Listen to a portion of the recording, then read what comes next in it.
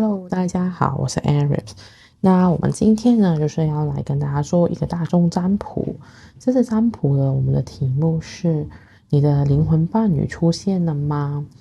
那我们现在呢，就有3个选项，分别是选项1、选项2，还有选项3。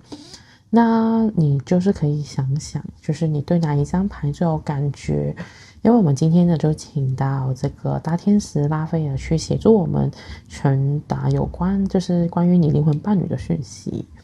那你可以静下心来，先想一想，你现在对于哪一个图画最有感觉？那你就可以选好，然后我们等一下就会开始去解牌。为什么就是做灵魂伴侣呢？那跟普通的伴侣或是跟双生火焰有什么差别呢？其实我们的灵魂伴侣呢，就是比较像就是跟你很契合，或是可能有种心有灵犀，或是大家就是很合拍吧，我可以这样说。然后我们里面就会看一下，就是你的灵魂伴侣到底已经出现在你身边了吗？还是他还没出现？就算没出现的话也没关系，因为我们里面会看到一些可能你跟这个人会有什么的状况、感情的发展，还有就是说到底其实你的理想伴侣是什么样的形态的出现？那你也可以去多了解一下自己，看看我讲的那些条件是不是符合，或是有可能原来已经出现了，你不知道自己有没有注意到，或是会不会没有发现到。你也可以从牌卡里面的资讯去到你身边搜寻一下那个已经出现的灵魂伴侣到底是谁，这样子。好了，那我相信大家如果你在看的话，可以按暂停键，如果你还没选好的话，那我们就会开始解牌了。我们先会从第一组开始解。那今天呢，我们现在就会解第一组牌。那我们今天会就是我这一个叫做童话故事神谕卡。那所以呢，我们就会好像在讲故事一样，去先了解一下，就是到底你的感情的状况会是怎样。我首先呢，如果是你是选第一组的话，我会觉得我们有3张牌啦。第一张牌这个 apprenticeship， 然后青蛙 4， 还有这个 housekeeping。这个呢，其实这个牌是代表学徒制，就是好像师傅跟学徒，你看这个人在做一个工艺，好像在弄那个铁打铁的状态。那这个就很明显，大家都知道童话故事里面青蛙会变王子，然后呢，这个是一个打扫卫生的感觉，就好像那种灰姑娘，可能她还没变，就是变成这个公主之前呢，她就是要一直帮忙打扫。那这几张牌我们是看什么呢？我们会看一下就是你的感情的类型。如果你抽第一组牌的话，我会觉得你在感情上面是很努力的一个人。为什么这么说呢？因为第一，我看到这个是学徒，就是他一直在练习，重复的去练习。因为其实这张牌就是说，我们人生很多时候要就是磨练，可能遇到一些难关挫折。其实当你一直磨练，就是你的刀会越磨越锋利。可能你曾经已经有过一些的情感经验，可能不是太顺畅，可是最少就是你其实透过这个一直的磨练，其实有让你去变得越来越的精准或是越来越懂得怎么去跟这个伴侣去相处。所以我觉得你是一个可能有经验或是你在这个东西已经练习了一段时间的一个人吧，在感情方面。然后呢，我们第2张看到了这个青蛙，因为我们都知道王子变青蛙的故事，就是它的特色就是说或者是青蛙变王子，对不起。那青蛙变王子呢，其实就是说可能我们看人家的外表，就是他突然好像那个美女与野兽，就是从一个很丑陋的外表，可是原来他被吻了一下之后，他就会变回一个很英俊的王子。那我会觉得就是这个青蛙其实我觉得你的择偶条件可能不是很注重外表的，或是你可能觉得就是你好像就是这个的故事里面一样，可能你看的是比较注重内在的涵养，或是那个人的内在的心的部分。那所以呢，我会觉得就是说，你可能就是对于你来说，最重要的是他的心是不是好人或是他是不是一个善良的人或是他的准则有没有到你的这个状态。然后就是就是你很容易就会找到一些不起眼的宝物吧。我可以这样说，就可能啊，人家看起来，哎，没想到他里面原来他可能这么有钱，或者他有这么的多的才华。就是你是喜欢那种，就是不是喜欢帅哥的类型，可能你喜欢可能是比较有一些才能啊，或是当然我不是说你不喜欢帅，只是你比起外貌，你更注重的是他内在的能力，这样子的，在选对象的时候。那然后呢，我们会看到这个 housekeeping 呢，就是说我们要打扫卫生啊，就是很注重。我觉得这个注重呢，我觉得是对于你自己的吧。因为我们觉得就是打扫可能就是一种动作，就是可能你要把家里打扫干净啊，很勤奋的去为自己去打算啊。就是我觉得可能你也是一个对自己是有些要求的人，所以呢，你会可能会很照顾自己的样貌啊，或者很注重自己的外表啊，去保持时刻在一个好的状态啊。就是因为我们说的是家嘛，就是内在，你也是很注重自己内在的条件，就是好像有没有就是你的身体健康，你的外表啊，或是就是好像你学历如何啊，你对这些东西也是挺注意的。那所以的话，我会觉得就是你是一个很注重内在而不是注重外在的，在感情方面，从这个故事里面我会看得到，而且你是有种说默默干的心，就是你可能在感情里面是很愿意付出，很愿意去做更多的东西，去为了就是可能让感情更好这样子。那你就可以感受一下，到底我刚刚在讲的，其实跟你自己的感情观念啊，或是我在讲述一些你的感情经历准不准？如果呢，你觉得好像不太对，那你就可能要回到一开始去重新甩牌，那就看看这个是不是适合的东西这样子。那好了，那我们呢，接下来呢就会继续看了。那我们现在呢就会看到底你的真命天子，就是这个灵魂伴侣出现了吗？我们就有3张牌。好，我可能放这边吧。首先呢，我们第一张看到这个 high honor 就是要放礼炮庆祝，很高兴，很高的荣誉的意思。然后呢，天使给出的答案是好像已经是，然后又再告诉你不是。这个呢，就是我刚刚说到他的讯息，他就是说，其实纯这组牌呢，有一些人其实应该已经就是出现了，而且他应该是知道的。因为他有感觉得到，可是有另一些人呢，就会觉得就是他没有出现，他自己就是你等一下听下去，可能就会知道为什么好像这个人没有出现。不过我们也会说一下，可能你跟他之后可能会在什么场合遇到啊，或是那个人的特质啊，所以你可以继续听下去。就算你感觉自己还没出现，可能听下去之后，可是呢，我觉得就是拉斐尔说这个礼炮非常重要。他说其实你跟这个人的相遇是一个非常值得庆祝的，因为我们什么时候会放礼炮呢？就是如果大家有注意这些外国，像英国，他们会放这种礼炮，就是要很重大的时间、很重要的事件去庆祝。那给我的感觉好像就是可能是婚宴啊，或是什么国家大事啊的感觉。那所以我觉得，如果你这个灵魂伴侣因为这个原因很大几率，其实他可能是一个适合结婚的对象，所以你才会要命打开这个礼炮嘛，放这个这么重要的场合。好了，那我们会接下去看看，就是假设你们就是如果就是你这个感情伴侣到底跟你的相处会怎样呢？看看你出现没有，看看你身边，你可以看看有没有人跟你是这样的相处的。我就抽了一张塔罗牌，就是这一组呢，就是3张都在正位的。首先呢，我们第一张看到呢，这一个是皇帝的正位，然后第2张是权杖6的正位。第3张呢是这个宝剑国王的正位。那我们就是这个占卜是不限男女的，所以如果你是女生，你就可以对应我说另一半就是这个灵魂伴侣就会是男生，或是如果你是男生可能就是女生，或是如果你是同性恋的，那你就可能那个对象如果你是女的，那个就是女了。这个我会用另一半来庆祝，或者这个灵魂伴侣来庆祝这个人。首先呢，我们看到这个国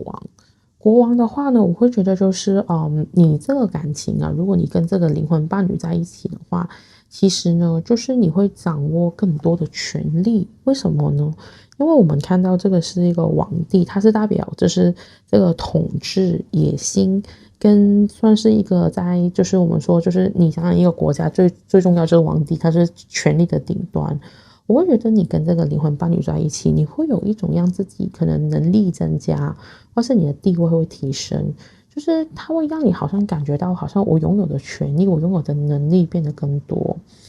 那第二张呢，就是我觉得一个非常好的牌呢，就是因为我们第二张看到就是这个权杖六，就是代表庆祝。你看大家就是打锣打鼓啊，很多人开心跳舞啊，我觉得跟这一张 High Honor 是很像的，就是都是一种庆祝的场面。所以我觉得这个灵魂伴侣跟你是非常契合的，就是而且就是你会有一种感觉啊，这个人好像就是有种命中注定的感觉。因为身边的人也会很替你高兴，好像你找到一个很好的伴侣。因为要不然我们结婚为什么要庆祝？就是你会感觉到啊，我终于找到这个很重要的人，我很兴奋，我想跟所有人去宣告这个事情。所以给我这两张庆祝的牌，就是有这种的感觉。那第三张呢，这个就是这个宝剑国王。那这个宝剑国王呢，他就是代表一个很理性的状态。因为我收到的讯息就是说，很理性是什么意思呢？就是其实这个东西不是你一次用事，就是你跟这个灵魂伴侣的契合，你还是经过理性分析，你可能觉得啊，这个人真的是在条件上啊，他的思想啊、东西啊，都是跟我非常的匹配。而不是说只是说情绪上你很喜欢他而已，而是在一些客观的条件啊这些东西，你都觉得他是跟你很搭的，就是你是理智，不管你的感情还有理智，都是觉得，诶，这个人就好像跟你非常契合。从这个这样子，因为我们刚刚说嘛，我们说皇帝嘛，你看这里大家都可能你看到有很多神子在这里啊，就是他们就是跟他汇报啊这样子，或是我会觉得就是说，好像就是你跟他的交流，可能他很尊重你，就是我会觉得就是你们是思想很契合，而且他是一个很会尊重别人的一个状态。所以我觉得就是这个方面，就是我觉得你跟这个灵魂伴侣在一起，其实感觉是非常不错的。好，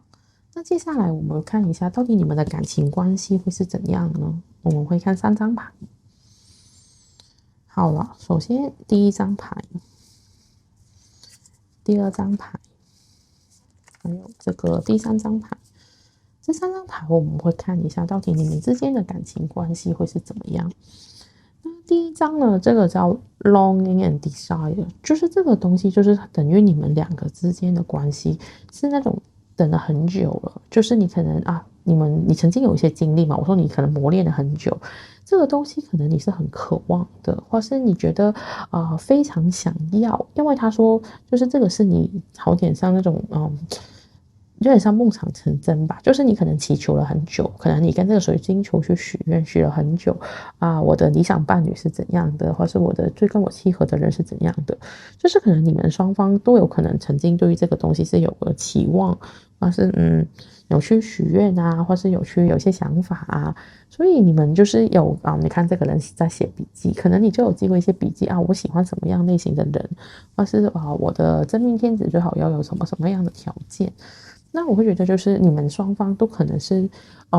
觉得你们的出现都是你们期待已久，而且是非常渴望的类型。所以你如果现在你想知道自己是不是也是，你可以想想身边有没有人，你是觉得跟他很契合，或是他可能是就是有种我等了很久了，其实这个人我只是觉得我只是还没把他拿下，可是我觉得他是一个很适合的人。那另外呢，就是说，就是这个当然了，我们这个也是，如果刚刚这个拉斐尔提醒，如果你已经有伴侣的话，你就可以用你现在的另一半去观察一下，是不是符合我刚刚讲的这些状态。如果符合的话，这个就是你的灵魂伴侣。好了，接下来呢，我们会看的就是这个狮子座的老板，还有这个牡羊座的老板，两个都是老板，就跟之前我们的皇帝这个牌就很符合。就是呢，你们的关系会是有一种怎么说呢？我不能说你们是老板跟下属，可是你们两个相对来说，我会觉得就是领导才能都很强。OK，就是你们可能有些可能一个在家里领导，一个在外面领导我觉得你们不会强，就是不会说大家到底谁比较厉害呀，或者谁在说了算了这样子。你们可能会很适合在不同的场合去做决定吧。可可是我觉得你们都是行动派，为什么呢？因为不管是狮子座跟牡羊座都是火象的星座，那就是只是说就是大家的冲劲很强啊，或是你们的理想性很高，可能你们都是对于另外一半的就是很想有一个很好的家庭，或是你们都很愿意为大家付出。那狮子座的老板呢，最大的特色就是他比较爱面子，他很注重他的外表，还有他其实是非常有权威性的，就是可能就是说，你们可能会在适当的时候会很听对方的意见，很愿意去了解对方，给大家就是给足面子。可能你出去的时候，你会很尊重他，去表现出你就是很柔软啊，很顺、很乖的一面，这样子，就是你们双方都是非常的注重对方的体面的部分。然后呢，我觉得就是牡羊座的话，就是我觉得你们相对来说就是这个沟通的话会比较单纯吧，你们自己，因为我不觉得你们是一个单纯的人，因为你们都是皇帝，都是老板了，可是反而你对着对方，可能我会觉得就是比较愿意坦白，就是比较愿意就是用真面目去对待大家，因为我们说牡羊座就是比较年轻的能量，可能就是像小孩。就是你们不会刻意去隐藏可能你明明不开心，可是为了社交，为了体面，所以你会忍着，然后不告诉他。我觉得不会，就是你们对于双方的感受啊，这些都会很直接、很坦白的去表现出来的。所以的话，我觉得就是你们两个都有各自的可能在社会上或者在不同领域都是独当一面的，可是你们双方又会对自己可能另一半非常坦诚。好了，然后呢，我们接下来呢就会看一下，可能你们是怎么遇到的。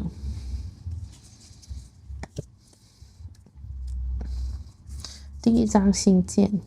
第二张棺材。那我会觉得就是这个来说，我觉得信件有可能你们是一个远距离。或是你跟他认识是从一些文书里面认识的，有可能你没有见过他，可是你看过他写的字，有可能是你就是现在我们有社交媒体嘛，可能你滑到他的文章，或是可能你是同一家公司，有可能你先收到他的电邮，可能他是某部门的主管，他发的电邮出来，你先从这个方面认识他。就是可能你们是现在不是很流行那种交友软体嘛，就是可能你不是先跟他面对面交流那种接触，而是先用文字去跟他联络上的，或是你们认识的时候吧，我可以这样说，就是有可能是透过传统一点就是书信，然后现在的话电邮或是一种讯息这一种也是，所以你们一开始交往的方式或是做朋友的方式是从一个信件或是一些文字开始的。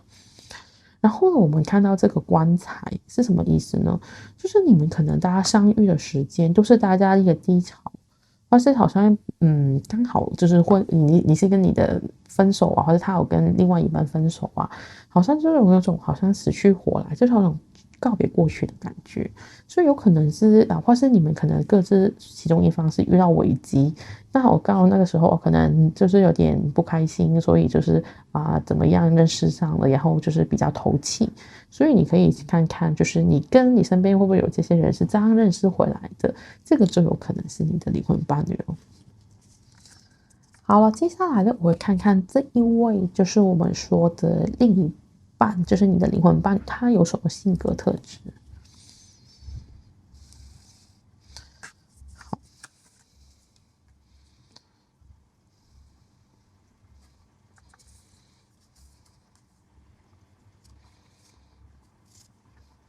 我们呢我们就有4张牌去看这个。我先这样摆吧。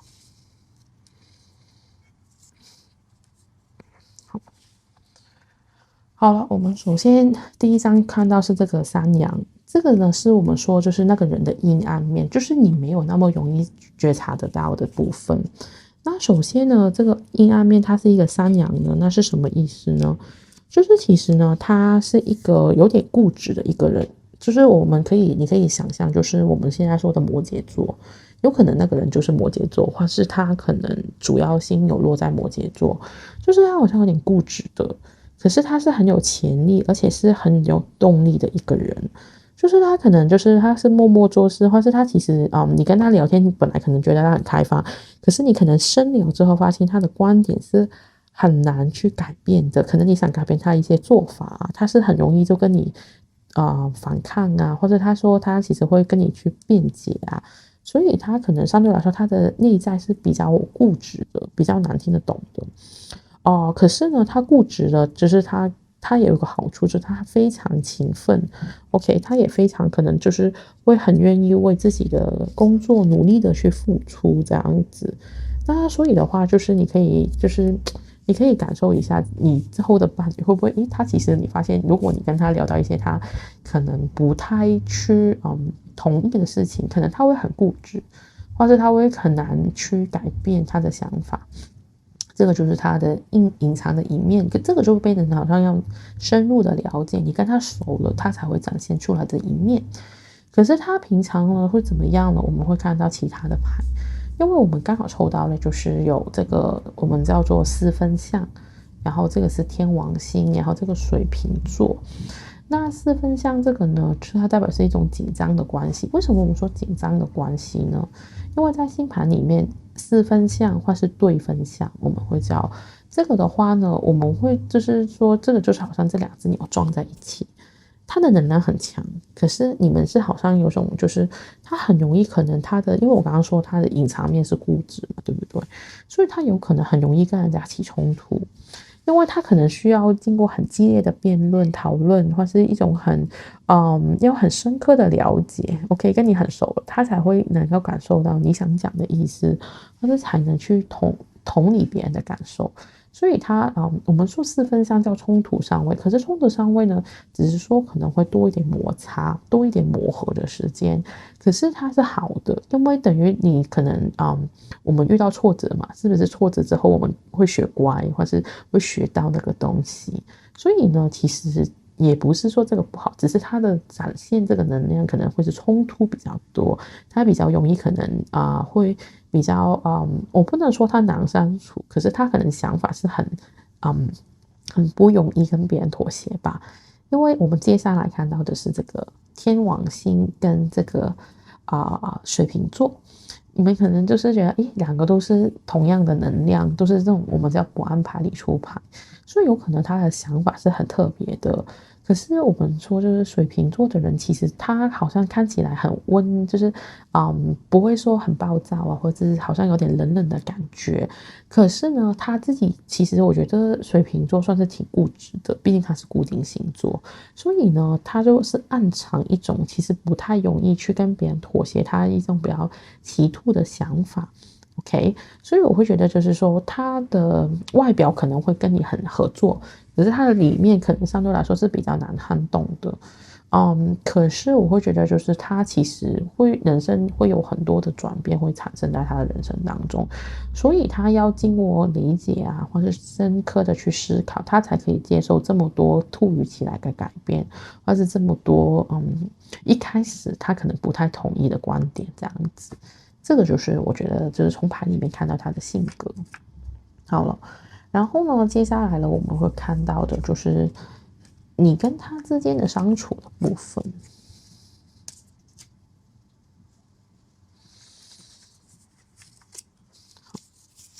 我们会看到这几张牌。那我会觉得了，这几张牌来说，我会觉得就是，你跟他这样相处来说，他是怎么样去看你的？我会觉得这个比较像。首先呢，我们看到第一张牌了，这个是代表火的四。那如果在这一副牌里面呢，这个火的四呢，就是它的代表。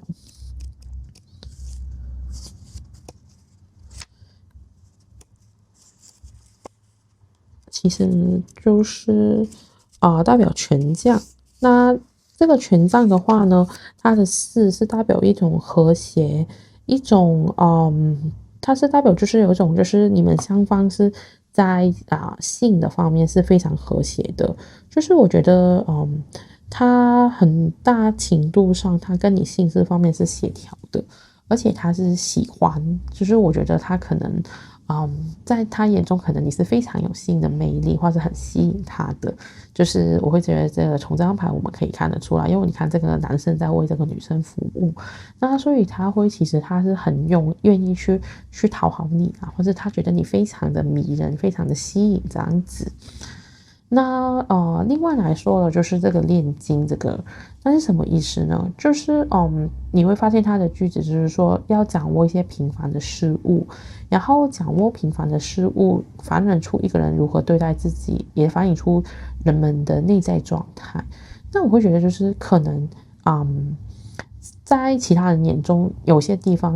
他们可能觉得你很平凡，可是他是可以从你很平凡的生活，或是你平凡的，不管是可能他可以从你平凡的外表看出你很不一样、很美丽的地方，或是从一些反正你生活中别人不注意的地方，欣赏出你的美，欣赏出你的好。所以我觉得他是可以看到你的内在的状态，可能他会看得出你是很善良的人。OK， 就算你可能工作的时候是很霸气，他会看得出你很善良、很好的一面，他就很擅长去看出你的优点。另外来说呢，我觉得他可能是一个想法会比较多，因为我刚刚说就是说，其实他可能会有些固执啊，他会有些想法啊，所以呢，我觉得他在跟你的关系中，他会是有思考。可是我觉得这种思考是比较偏向他是深思熟虑，就是我觉得他会认为如果跟你在一起的话，他是有清楚的去想过，也想清楚了这样子。所以我觉得他是他有可能一开始不是跟你非常的那种像天雷勾动地火啊，而是很快就进入非常火热的状态。可能他是要慢慢的观察你之后才会去感觉到好像你越来越好，因为我觉得他既然是欣赏你的内在美，或是一些别人看不到的一面的时候，他可能是会很仔细的去观察。最后呢，我们看到这个 principle， 就是说这个我们说就是事主 ，OK。那在这里来说，在感情关系来说，就是说，我觉得他有把你认定是一个另一半，就是如果他跟你交往的话，他可能是以结婚为前提，或者是一个很重视的，这不是那种在玩的那一种状态。我会觉得是不错啦，他应该是挺用心的这样子。好了，那最后呢，就是说我们会就是抽这个牌去看看，就是其实在这段关系的结局会是怎么样。好了，如果你真的已经遇到这个人啊，或是你感觉到你身边我刚刚讲那些条件啊、想法啊，找到那个应该就是他，或是你现在身边的那个另一半其实就是符合这个条件的话，那你们会怎样呢？首先，我们第一张看到狐狸 ，OK， 狐狸就是说有点狡猾，有点就是聪明的感觉。那我就觉得就是狐狸来说，就是我们刚刚说嘛，它会让你有权利。我觉得它变成说，可能它会让你变得更加聪明、更加仔细。有可能你现在不是一个非常有机心的人，有时候可能很容易被人家伤害，或是很容易被一些小人去影响到你。可是你跟他在一起之后，可能你开始会比较会怎么样防备这些事情，或是你会变得在这些方面更加聪明，去让你握到更多的权利啊，或是更加知道怎么去让自己往更上的台阶吧，我会有这种感觉，就是你会变得更有想法啊，或是更有激情。因为我不能说我不觉得有激情一定是负面，有可能毕竟就算你要达成一些人生目标，你也需要有安排。那所以我会觉得你会变得更有规划、更有安排、更有想法。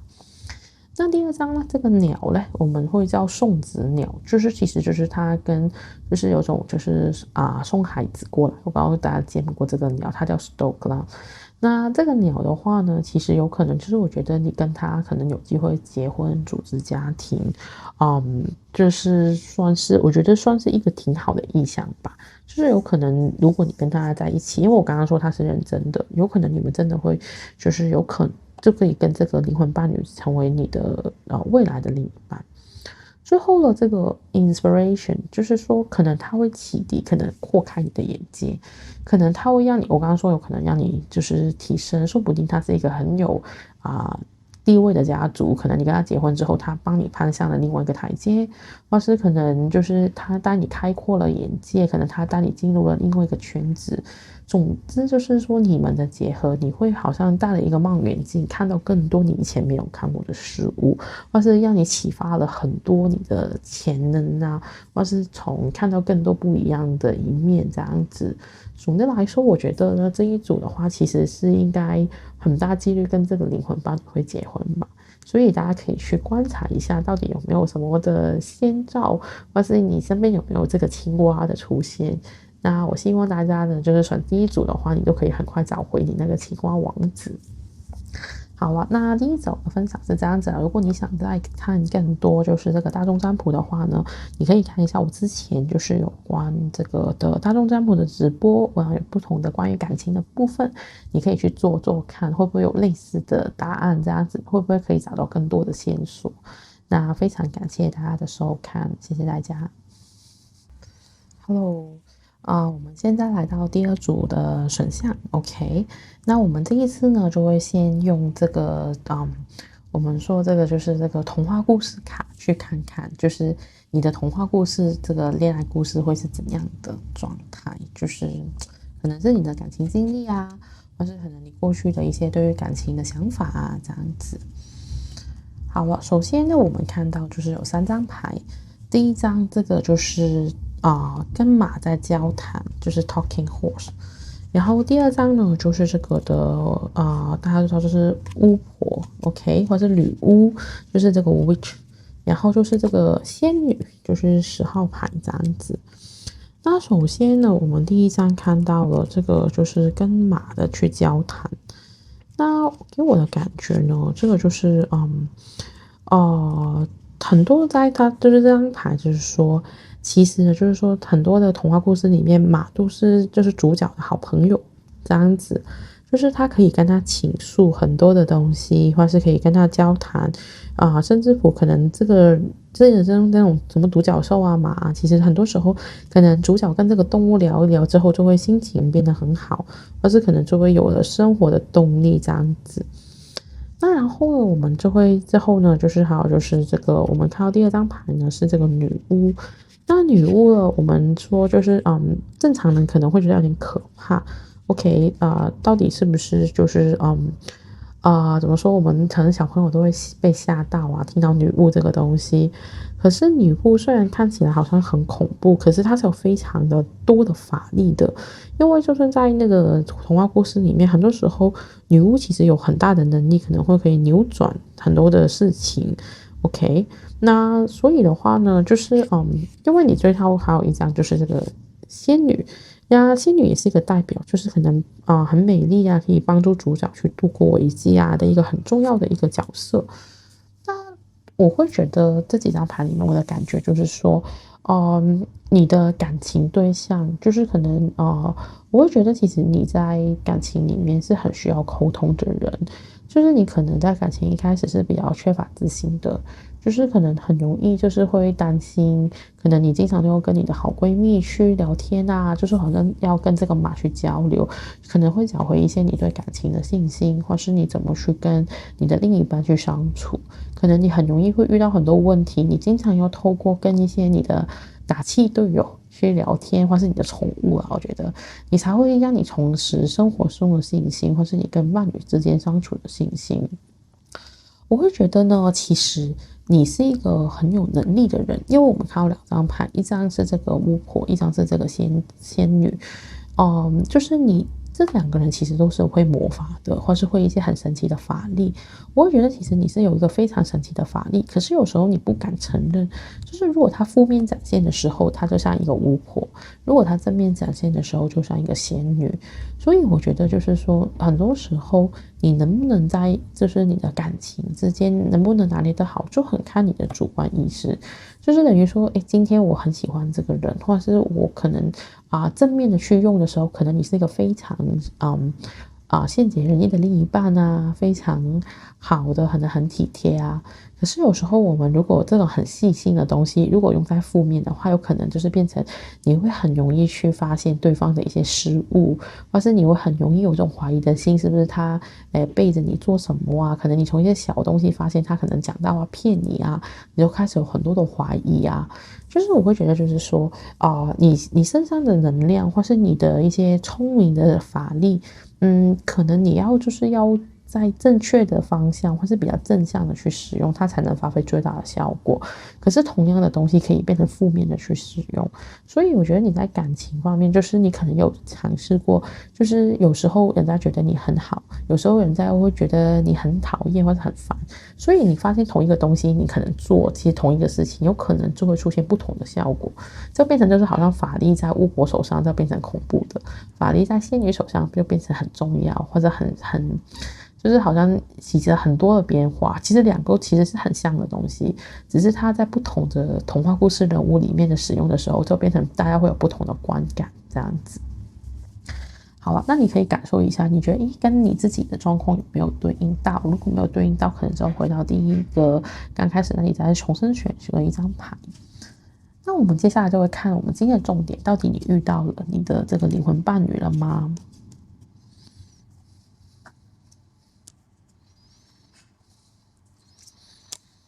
好，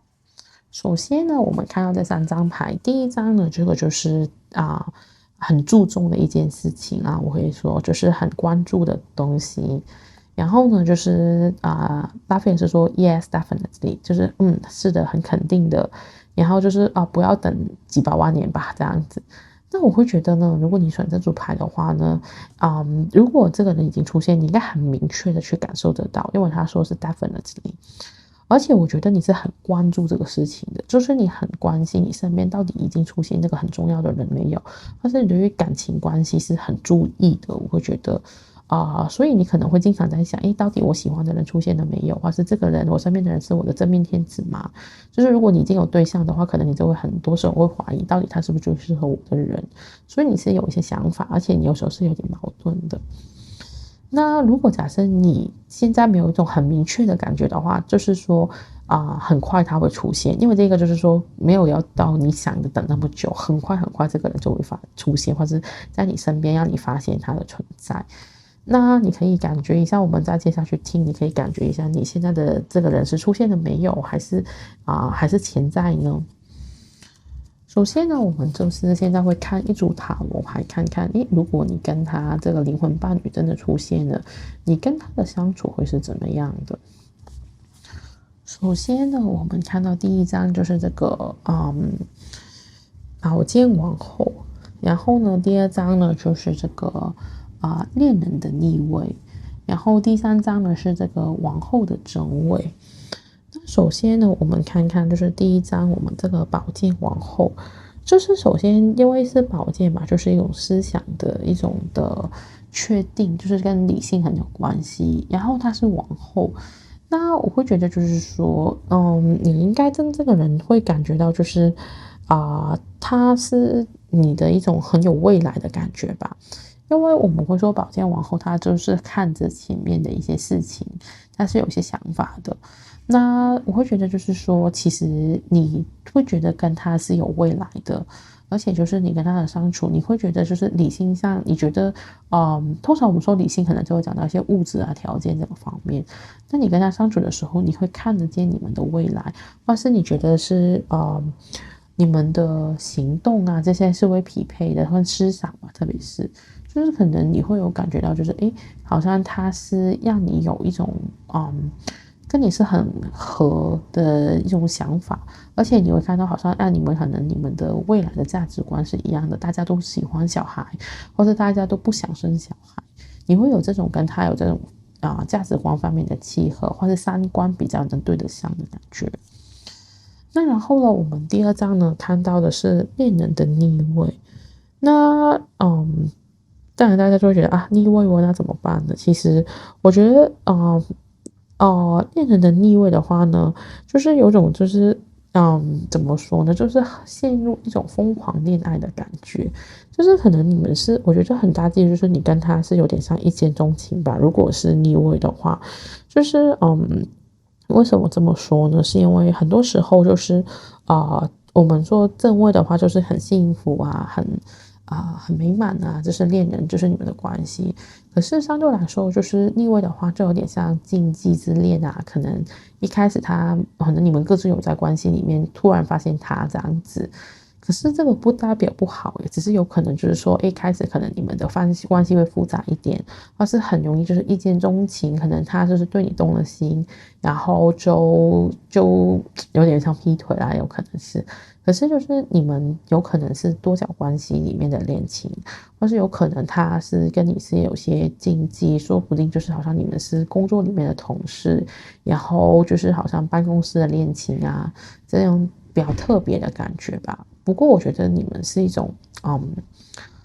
就是那种怎么说呢？就是因为你想想，如果你能让他吸引到，就是可能他愿意放弃他现在有的东西，或者是他可能愿意为你去做一些选择的时候，所以你们可能一开始是有种很疯狂啊，或是很投入啊的感觉。那最后呢，我们看到了这一张是王后的正位。那王后的话，就是等于我们经常就说王后就是等于很有威严啊。她跟皇帝不一样，它是代表爱跟美跟很丰盛的意思。OK，你看到很美丽的宫殿，那我会觉得就是说，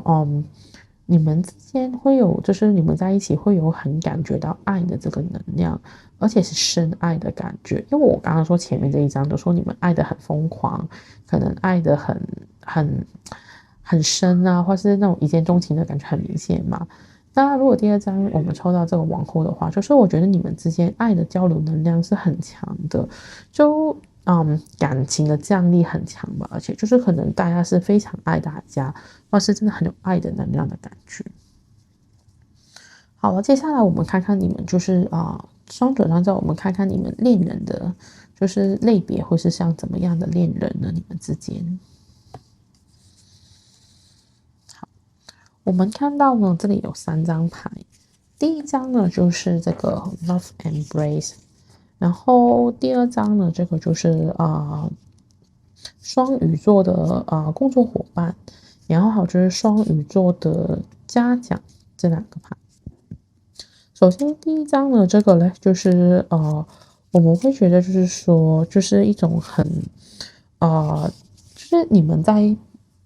另外一半眼中都是有种情人眼里出西施的感觉，就是可能你看着他怎么样都觉得怎么样的好，就是你会觉得就是好像你们找了很久，像这个战士，他可能曾经在这里站了很久，也好像有一个人让他很吸引的，他一开始有点腼腆，不敢直视，不敢直接去看他，可是另外那个就可能有一个人很热情去表达我真的很喜欢你，我很仰慕你啊。可是这个人他看着他，虽然好像没有正眼去望这个女生，可是他是心动的。他心里面是有种就是有点害羞啊，有点就是蠢蠢欲动的感觉，所以呢，就会觉得就是说，其实你会发现就是可能一开始你们的相处会有点很喜欢大家，却又不太敢表达，就觉得这个就是我的天才，可是又觉得有点不好意思跟大家讲，为什么呢？因为我觉得后面这2张都是双鱼座，我觉得双鱼座都有种恋爱脑。OK，就是他们可能会伪装自己很理性，可是他们其实对于感情啊、浪漫啊是非常重视的，就是觉得很重要，可能一生遇到一个最爱是一个人生最重要的事情。那既然你们是双鱼座的合作伙伴，跟双鱼座嘉奖的关系，首先如果是双鱼座的合作伙伴，他的就是他很感性，而且他是很细微的，就是可能就打算你们是这样子。虽然你没有去正眼去看这个女生，可是她还是会感觉到你跟她的爱的这个电流，就是她会感觉到可能你是不是喜欢她，或者很细微的去可以观察你的一举一动，所以就是我会觉得就是你们的关系里面就是相处的时候，可能都会很体贴、很浪漫、很愿意去哄大家，可能就是那种什么时候会送花啊，可能会吃烛光晚餐呐，就是很注重生活上的仪式感跟细致的感觉。然后双鱼座的家长就是非常照顾、很爱，就是可能他会很体贴，对你无微不至，或是你会对他无微不至，就是你们两个可能非常照顾对方的感受。当然有个不好就是你们很容易也会变玻璃心，就是很容易可能他做了一点事情，可能让你觉得吃醋啊，或是觉得可能会有点很容易会受到他的一举一动所影响吧，我会觉得。好了，接下来的我们会看看你们怎么会遇到哦。首先我们看到2张卡，一张是船，一张是这个送子鸟。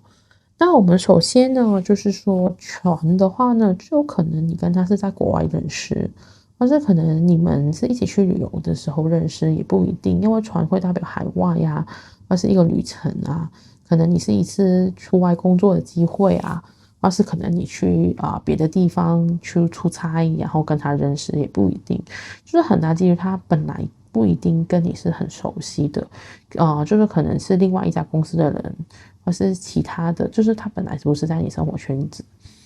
另外呢，这个送子鸟的话，我会有种感觉，就是有可能就是他跟你认识是跟一些家庭有关，因为儿子就是代表那种家庭啊，家庭与家庭之间的联系啊，可能他一开始可能是你们家族之间认识的，可能他是你阿姨的谁呀，或是就是透过家里的人认识的这个人，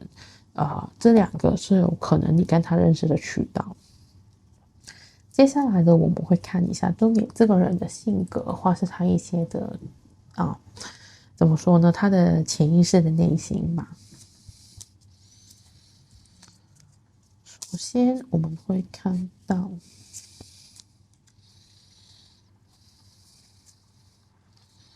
好，这里有4张牌，我们看一下。好了，首先呢，我们第一张牌看到这个就是熊。那那个影子，就是因为这一个是看这个人的一些潜在的特质，所以有可能你第一眼的时候不会发现他这一面，可是当你深入了解的时候，就是他跟你熟了，他都会展现这一面给你。那如果在熊来说呢，他就是代表是一个母性很强的人，因为我们知道熊其实是很爱护他的小孩，很照顾他的幼子啊，这样子。所以呢，熊妈妈是会很保护，就是在熊的世界就非常保护，非常去注重母亲的角色。那所以来说，他可能内心是非常，去有点像，我觉得有点像巨蟹座吧，就是好像他是很保护他的家人啊，或者他很重视的人。所以你会发现，如果你谈到他的家人，他非常的在意，非常的在乎，或是有一天你成为他的家人的时候，他也是很重视的，不让人家讲你的坏话啊，这样子，你会感觉到他有非常母性、非常强悍的一面，在保护他喜欢他爱的人的时候，这个就是他内在的意识方面这样子。然后他还有什么性格呢？就是他我们这个debilitator，就是说弱势的位置，比较弱的位置，那是什么意思呢？比较弱的位置呢，在我们星座里面，不是说他就是能力比较弱的意思，只是说他可能很容易在一个环境里面感到不舒服。可是有时候是因为他感到不舒服，所以他会更加的努力。举个例子，就是你进了一家公司，可能他很容易就会觉得自己跟别人比他不够强，或者他觉得不舒服，好像觉得自己能力没有别人的强。那这样子的时候，他就会更努力的去希望自己可以提升啊，或是可以怎么去想办法去增进自己的能力啊，所以他可能很容易会有一种不安全感。可是不安全感就是驱动他自己的一种动力，或是很多时候他今天的能力所有都是从他的不安全感去驱动的。那然后呢，我们看到就是9宫，9宫呢是代表向外探索。我觉得就是有可能他的性格是非常注重伟大的目标，可能他是一个很有理想性的人，可能他就算开一家公司，他希望可能要做到可能为世界什么人们服务啊，或是他可能对于很多东西都很有理想啊，他可能学一个专业是希望可以把这些东西推广出去啊。他可能对于一些目标是很远大的，或是他非常喜欢去扩展他自己的人生，可能就是我们说跨界，可能他以前可能是做餐饮业的，结果他之后可能会之后他可能去食物制作啊，或是去更深入的去不同的板块啊，也喜欢去涉略这样子。反正就是9宫来说，就野心很大的一个人。然后呢，我们看到是天秤座平衡，天秤座呢就是我们说的好好先生、好好小姐，所以他的外表一定是比较和善的，他很容易就是不会说很偏激啊，或者性格很冲动，你会觉得他可能比较温和，他会很注重双方之间的平衡，好像利益之间的平衡啊，或是可能假设你很激动，他就会很冷静的，就是总是会好像有种唱反调的一种感觉吧。可是他是很容易去拿捏到，就是大家合作的关系，很注重跟人跟人之间的合作，或是我们公不公平。OK，他不会说是这种可能很容易是为了自己利益就会偏执一边，他是比较喜欢可能讲公道话的那一种人，就是从牌卡里面可以看到他的性格。好了，那我们会接下来就会看一下，其实这位灵魂伴侣他看你的感觉是什么。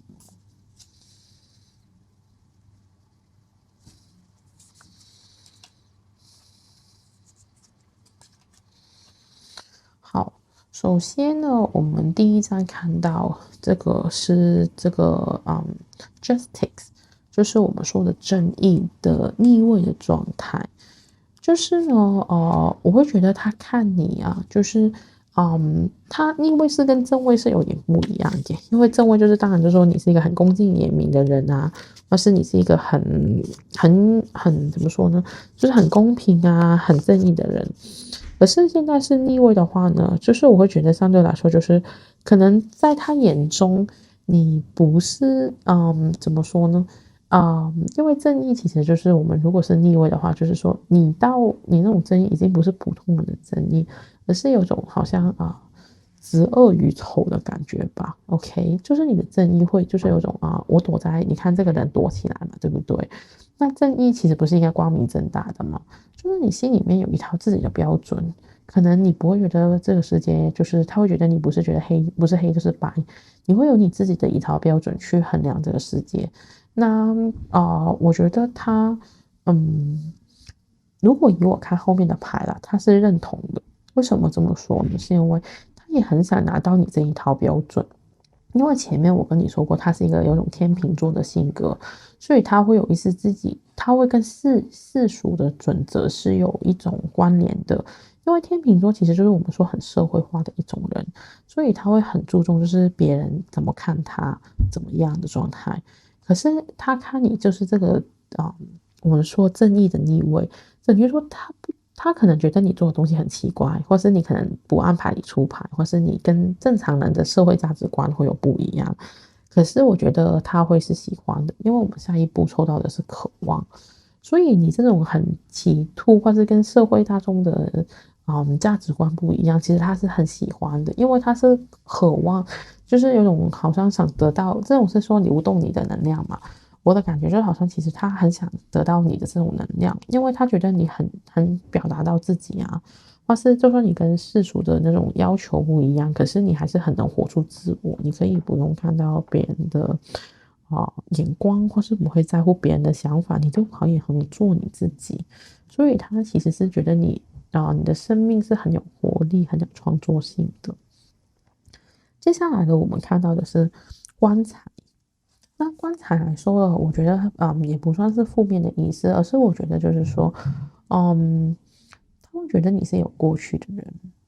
就是因为通常我们说棺材代表重生嘛，可能他发现就是原来你的经历很不简单，可能他跟你深入认识，可能认识了你的原生家庭啊，或是一些你的过去啊，他会发现哇，这个人很厉害，他好像死过很多次，都能重生过来的感觉，就是好像你的经历会让他觉得哦，你真的是一个很了不起的人。或是就是觉得你经历这么多，你都那么坚强，我觉得他是有种欣赏的角度。之后呢，他是觉得你是个非常会照顾人的人，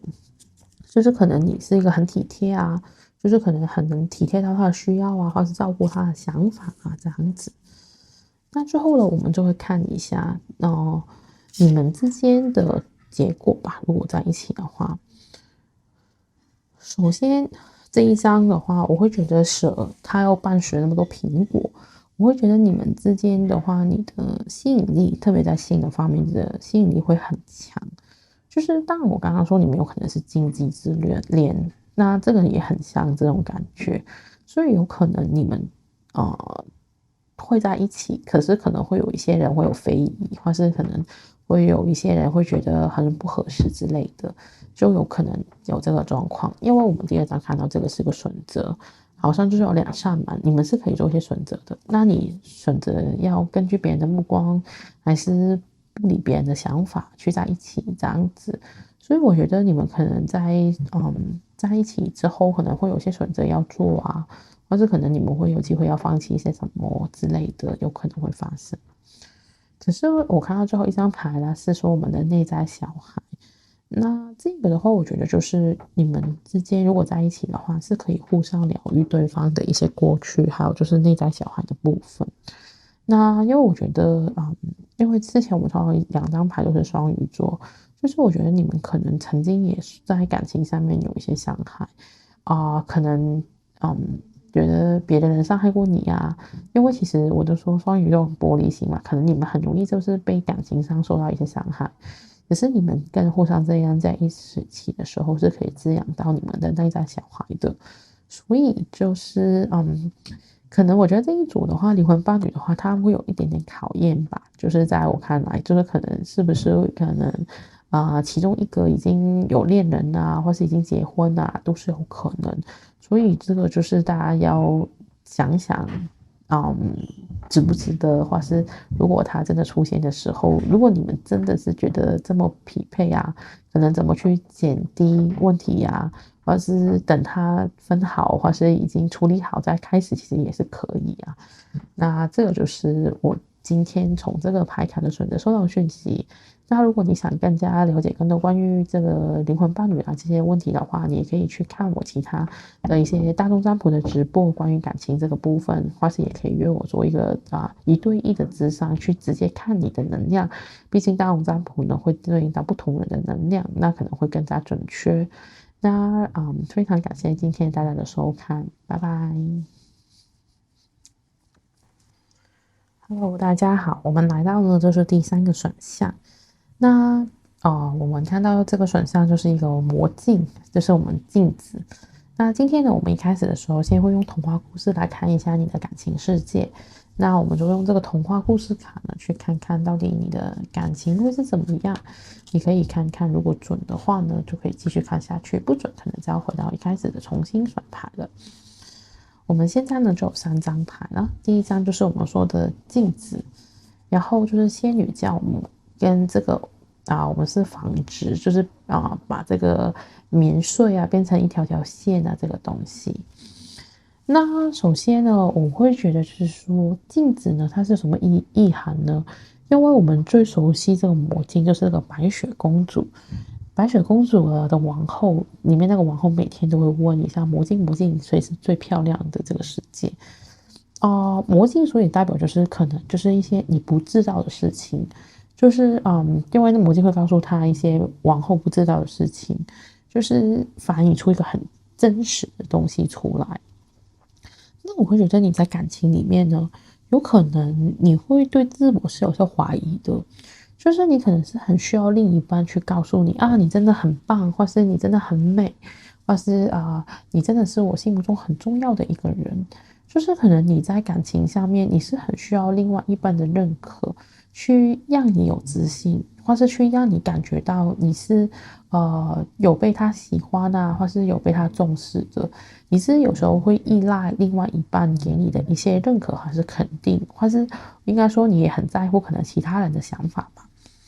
那接下来我们会看到这个仙女教母。仙女教母呢，大家都知道，就是她跟一般仙女是她比较能干就是比较年纪会大一点或是她是一个很有智慧的人在很多童话故事里面，就是很多时候她都是一个有魔法的人。但我会觉得就是说，其实你在感情里面呢，我会觉得你是有一定的熟练到，就是熟练的状态。就是可能你现在已经有一点的感情经历，所以你是可能已经会比较更成熟的去处理，而且其实你是可以做得很好的。就是如果当你有自信或是你相信的时候，其实就是你在感情里面会表现出很成熟、很懂，或是就是很会去处理感情问题的一个状态。而且我会觉得就是说，你可能会有种魔力，可能就是会让你的另一半跟你在一起之后，他会变更好。因为这个是一个魔法嘛。我们说，因为我们搭配后面这个房子，这个是什么意思呢？因为这个人就是他会从一些好像我们把棉花编成棉线，就是这个过程。就很多时候就是说，在这个编线的这个过程啊，我们会发现，就是说，我们是把一些东西从它的材料变成一些可用的产品。我觉得跟这个魔法是很对应得到，就是好像，你会发现你跟哪一个人在一起，那个人可能就会变得啊，从他可能，一个很普通的人，慢慢变成越来越事业有成啊，或是越来越成功啊，或是越来越成熟啊。就是所有你的伴侣在你手上，都可能从一个一般般的人变成一个很有担当，或是非常成熟、非常有手段的一个人。所以我会觉得就是，你可能就是最接就是前女友或者最接前男友的代表，就是可能你以前跟你分手了之后，那些人很快就会下一个对象就结婚了，就是你把他调教的很好啊，或是你把他们变得很好啊，给我一种有这样的感觉。那你可以看一下，就是这个几张牌跟你之前的感情经历，就是有没有对应得到，或是有没有类似的地方。那如果有的话，我们就可以继续看下去。那接下来呢，我们就会看今天主题的重点，就是你就是的灵魂伴侣出现了吗？那我们会直接去给你一个答案。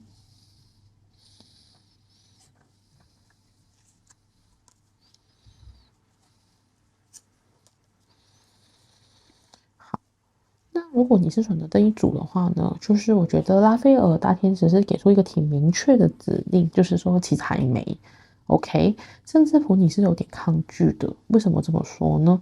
首先就是 never 就是从来都没有 OK，然后不要走开吧这样。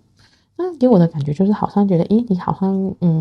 就是我觉得就是第一，首先就是那个灵魂伴侣现在是还没出现。而且甚至乎你可能会有些抗拒，可能就是我刚刚说的，有可能就是，你帮了很多人去调教了，可是却最后他不是你的人，所以你会有种有点可能有心里面的情绪，或是你的意识上面是比较抗拒这个灵魂伴侣的出现。然后我们抽到这一张牌呢，就是我们说一个旅程。那旅程的特色就是你好像要搬家，你看这个人收了大包小包，要开展一个旅程。那我会给我的感觉就是，可能你过去是有些包袱，有些重担，就是可能一些感情的经历是对你有一些影响的。那你现在就可能要打包好，把这些过去都要放好，然后我们准备要开启新的旅程，去找这个灵魂伴侣的意思，我会有这种感觉。所以很大几率你之前遇到的其实都不是你的灵魂伴侣，这个人还没出现，所以才会让你可能有一点沮丧啊，或是其实有点觉得可惜的感觉吧。那没关系，我们还是可以继续看下去。那我们会可以，就是你可以了解一下，如果你这个灵魂伴侣真的出现，你的感情会是怎样，而且他有什么特质，你可以到时候如果真的有机会遇到这个跟我今天讲的有点一样的时候，你就可以去看看是否对应。我们首先会看一组塔罗牌，看看就是你这个跟这个人出现的时候，你跟他的相处会是怎么样的。首先呢，我们看到的就是第一张是这个宝剑骑士，然后呢，我们第二张呢看到了这个就是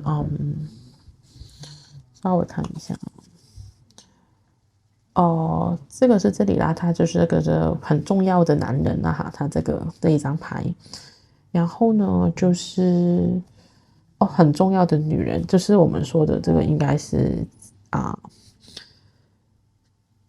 这个是女祭司，这个是教皇 OK 好，那我们就是会看一下在你们跟他在一起的时候，这个灵魂伴侣如果出现了，你们会在一个什么样的状态呢？首先我们第一张呢抽到这个是宝剑骑士的正位，那如果是宝剑骑士的话，就是说你们其实是很有决心在一起的，而且就是我觉得如果你遇到这个人吧，就是你的不会犹豫，就是你不会说是不是这个人啊，怀疑啊这样子，你是会觉得他非常明确就是你想要的人。我觉得对方也一样，就是有一种好像这个人就是非他不可，或是我很认定这个人就是我想要的对象，他会给你一种非常明确的决心，或是你会很有决心想跟他在一起。那然后呢，我们看到2张呢，刚好我们说是对牌的，就是一个是教皇，一个是这个女祭司，他们算是一种比较重点的人物。那我会觉得，首先我们这个教皇的逆位嘛，逆位的就是说，我们就是好像这种道德啊，或是一种很崇高的理念吧。我会觉得你们在一起呢，你们可能会觉得，一开始可能觉得他跟你的观念会有点不合，我们可能说三观一开始有点不合，那是不是不好了？因为我后面又遇到这个王后的，就是说女教师的女祭司的正位，所以我觉得一开始你会觉得你们是有磨合期的，你们之间的观念或是在一些的想法，可能一些伦理价值观啊，要不要供养父母啊，或是要跟父母一起住嘛，我要不要搬出来住啊，这些可能跟一些教条有关的东西，你们可能一开始是会比较多的，我可以说就是我觉得这个教宗就是说，你们一开始可能会有比较多的这些方面的冲突，就是到底要不要跟父母一起住啊，或是要不要去结婚啊这些部分，就是可能你们一开始的价值观会有不一样，需要花多一点时间去磨合。可是后面呢，我会觉得就是他比较偏向于你，或是怎么说呢？就是如果应该说不能说你啦，有可能就是这个，因为我们不限男女嘛，就是刚刚拉斐尔是说比较阴性的那一方吧，就是比较温柔的一方会赢哦。这也应该说，因为我们最后是女祭司嘛，就是女生是赢的，就是所以就是相对来说，就是在你们的感情观比较阴柔的那一方，他会被顺从。因为他就是抬出来的这个王后，就是可能会妥协啊，或是你们可能的关系来说，就是会专从于比较女生的那一方的，就会比较好会就是那个指引都会偏向于他，可能都会听他的话，或是根据他的标准去做这样子。那到时候你就可以去观察一下你身边有没有这样的人出现，或是他跟你的相处是不是这样子，去验证他是不是你的灵魂伴侣。那好了，我们会看一下，就是你跟他的关系会是怎么样的。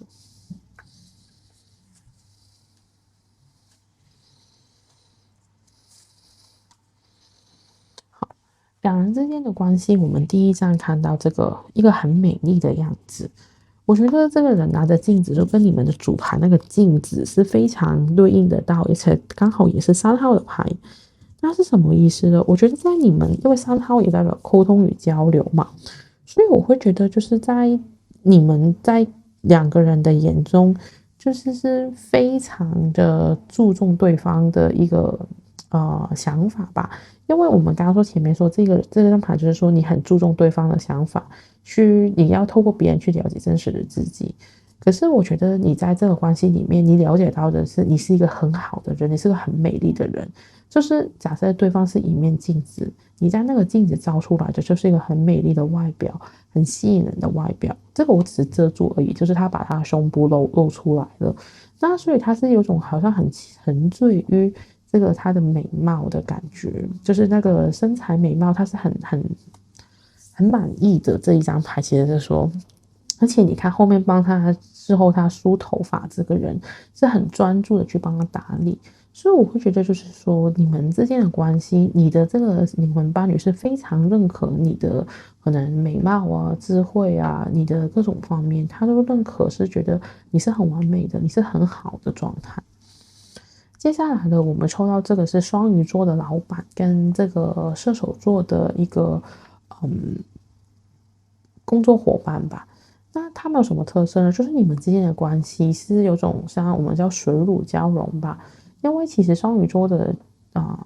老板是那种很感性，就是正常老板是应该很威严的吧。可是你们之间双重关系，就是说你们有自己的一些，我说就是一种领导能力，可是你们之间的交流是非常融洽，而且很注重对方的感受。就是你们可能会有一种就是可能很怕对方会生气啊，或是会很注重大家的感受啊，就是会有点会很小心翼翼去经营这段关系。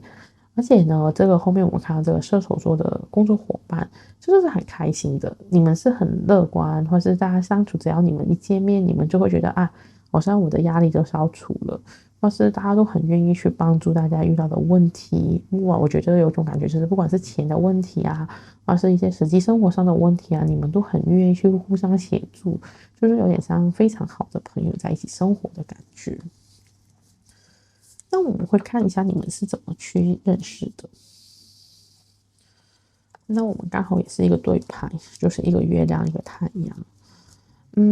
给我的感觉就是呢，什么叫月亮跟太阳的认识方式呢？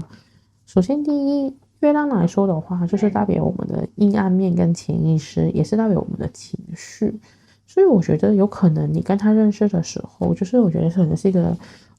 情绪的低潮期吧。就是我觉得就是有可能是你们双方其中一方的低潮，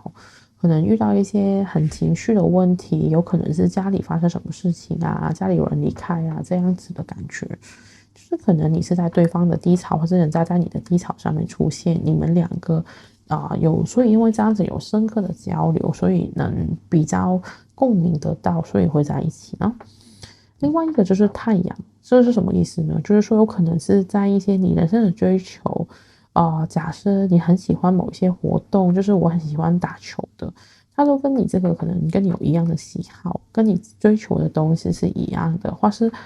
可能我很喜欢做善事，可能你们就是在这些就是可能做义工的场合性认识的，所以这个就要视乎你人生的追求是什么。他一定就是他有可能相遇的场所或是那种领域，就是跟一个你一直在追求的东西是有关的。那这个就要视乎你的取向是什么才会知道，所以你就可以看看，就是有可能就是你的情绪的问题的时候，它会出现；有可能是就是你在做一些你人生很喜欢的事情，或是你很热爱的事情，或是一些你很喜欢的领域里面出现的，都有可能。好了，接下来我们看一下你的这个灵魂伴侣呢，他的性格是怎么样的？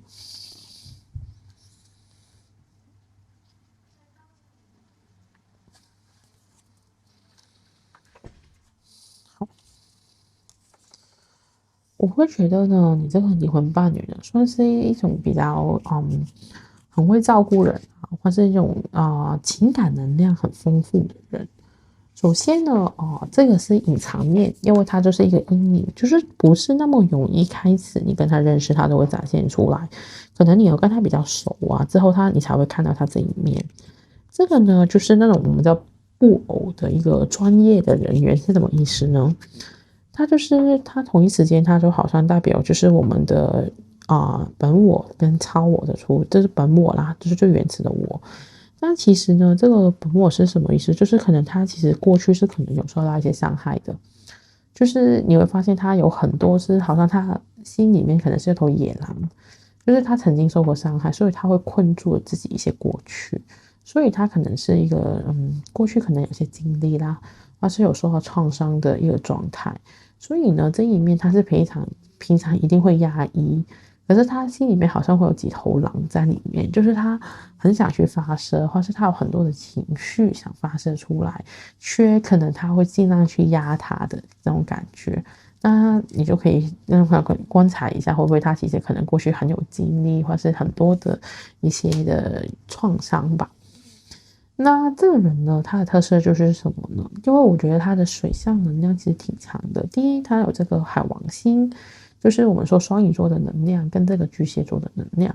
双鱼座这个能量呢，就是当然呢，他是说这个是事业，因为其实双鱼座就是我们说的老灵魂，其实他可能会很早可能就看破红尘的感觉，好像他是东西都看得很开呀、我是觉得我其实都不在乎啊，因为我觉得人生中这么多年，在乎那么多东西干嘛？可能他会有种很超脱的感觉，甚至如果他想把一些东西模糊，因为他想模糊呢，可能他不想让他知道，其实他也很有事业心，很有竞争力，很想自己成为一个什么样的人。可是因为可能遭遇到一些事情，让他可能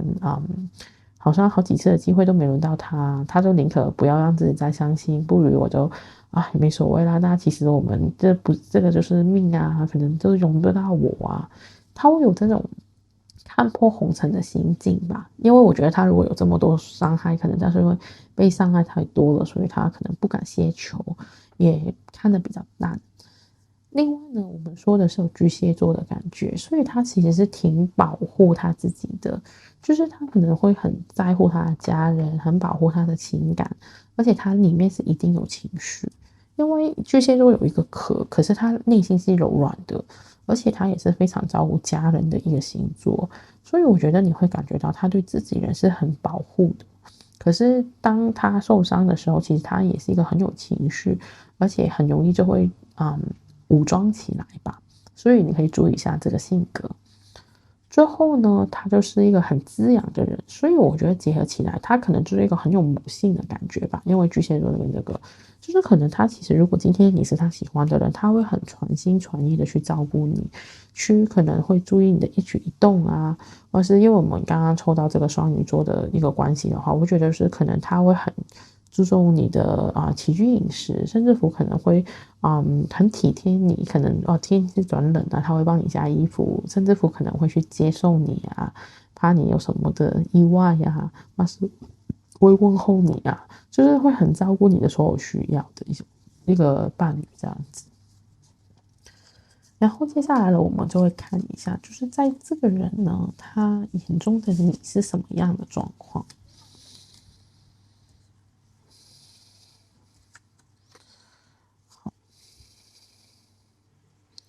我觉得你的另一半的情绪是很多的，这个灵魂伴侣，为什么这么说呢？首先呢，我们第一张看到这个是月亮的逆位，那然后呢，我们第二张看到这个是聆听，然后接着就是这个可能一些公务啊、公事的东西，再是一些信件。那给我的感觉呢，首先我们第一张看到了这个是月亮的逆位啦。那在这一副卡牌里面呢，就是月亮呢，它是代表一种想象力啊，或是一些的相信的事情啊。我会觉得在他的感觉里面呢，就是你是一个比较冷静的人，就是为什么呢？月亮代表情绪嘛，可是现在在逆位，对于他来说，就是你不是那么情绪化，而且就是你当然说是比较理性的。可是我觉得你的理性呢，不等于说你不共感他，只是你不会，就是你可能会愿意，就是我们现在讲到聆听，可能你的情绪是会，就是你不会是因为情绪影响到你的决定，反而你会可能给他一些中肯的意见，他的感觉，因为你会聆听他的感受啊，去听到他的，就是让他比较可以不要那么在乎情绪吧。因为有时候我说一个人越压抑他的情绪，其实他的情绪波动就会很大，因为压其实总会有爆的时候吧，所以他可能一个人的时候会默默的流泪啊，或是觉得很不满啊，很多不安啊，很多的怀疑啊，很多的怨言啊。可是这一章我们看到就是，新的宁静，打开这个新的空间。我会觉得对于他来说，你就好像他情绪的出口，就是好像看到你，他可以把自己的情绪好好的去抒发出来，然后是不会用那么情绪化的方式去表达。然后呢，我们看到这个 official matters，那还有这个信件。official matters 的话，我会觉得就是说，可能他会觉得就是你是一个很，工作的人吧，因为可能就是一些信件啊这些东西的话，我会觉得在他眼中来说，就是你跟他一定是有交流的，因为信件是代表沟通表达，可是相对来说，这种就不是面对面，我觉得就是，你跟他的交流可能偏理性一点。可是这个 official matters 来说，就是我觉得你们之间他会觉得你可能是一个很注重工作的人，或是很注重就是生活上这些很公家机关的东西呀、我觉得就是可能他会在他眼中你是一个女强人啊、男强人啊，或是一个工作狂啊，就是可能公事很多的一个人吧，在他的眼中看你。可是我觉得最少，他很喜欢你，如果能成为你的灵魂伴侣的原因，就是因为你可以让他的情绪找到一个出口，可以让他去知道他怎么去控制自己的情绪是对的，或是怎么样去舒缓自己的情绪。好了，最后呢，我们看你们如果在一起的话，会有什么的结果呢？好，首先我们第一章看到这个有点像迷宫哦，就是你看到很多的男男女女啊在迷宫里面走。那给我看到的这一张牌的，其实就是说，你会发现，就是你们会有一种，就是在一起的时候，就好像有种，看到里面有男有女嘛，他们在找另一半，你会发现是3个女一个男。简单来说，就是说你们可能都有经历过一些情感的问题，或是有遇过到不同的人，可是你们可能在这个迷宫里面有一种终于找到彼此的感觉。OK，终于找到对的人的感觉。所以因为这个4+3是77，也是幸运数字，所以我觉得你们这次在一起啊，或者你们在一起的时候会感觉到遇到这个人真的很幸运，或是好像真的是命中注定的这样子。所以我觉得你们会有一种好像命运的安排的感觉吧，在这里我会看到。而且你们在一起的话，我们下一站看到就是月亮。月亮我们刚刚说是代表情绪另外一个也代表安全感。因为是家的意思，母亲的意思。那所以我会觉得，就是刚刚我就说，可能你们双方都会有一些各自的情绪上的需求，可是你们是可以互相满足的，然后让大家带给大家的安全感。因为我刚刚说，就是可能你也有在感情上面会有不自信的地方，可是你的这个对方是可以满足到你这个不自信，去让你感觉到比较平和啊，比较稳定啊。然后，他也可以把他的情绪去跟你去倾诉，而且你可以让他平静下来，怎么样用一个对的方式去抒发。所以我觉得这个感情这个方面，在安全感你们是可以互相给到大家的。然后呢，我们最后一张牌呢，就是说见证这个现在，就是我会觉得是你们会有一种活在当下的感觉。可能你们在一起之后，你们会觉得每一天的一些日常的相处啊，或是一些的交流啊，都很值得感恩。就好像你今天只是跟他看个电影，你也会觉得很开心，或是跟他可能只是聊天，吃个晚餐，就是你们会变得就是很把握你们生活中的每一分每一秒，觉得只要有对方在一起就很好了，就不会说有太多的追求，或者有太多的东西觉得不满意。我觉得是有种细水长流的感觉吧。这一张牌给我的感受就是不是很轰烈的，可是你们会有一种有你真好，或是你陪伴身边就是很安全的感觉。那我希望这一组呢，如果你还没遇到这个灵魂伴侣呢，你可以接受到这个讯息，好好去观察身边会不会将会有这个人的出现啊，或是这些的条件是不是你喜欢的，你可以根据这个条件去许愿去希望他快点的出现。那如果呢，你是想知道更多关于这个的灵魂伴侣啊，或是你命中注定的另一半啊，更多的资讯的话呢，你可以去看一下我之前的一些大众占卜的直播，里面也会有可能提到有关的资讯。那如果你真的很想去透过你的命盘去了解到底谁才是你的真正的伴侣或者什么人才是最适合你啊，他什么时候出现啊，那你可以跟我预约做一个个人咨商，去更加了解更多的细节。那我非常感谢今天大家的收看，感谢你们，拜拜。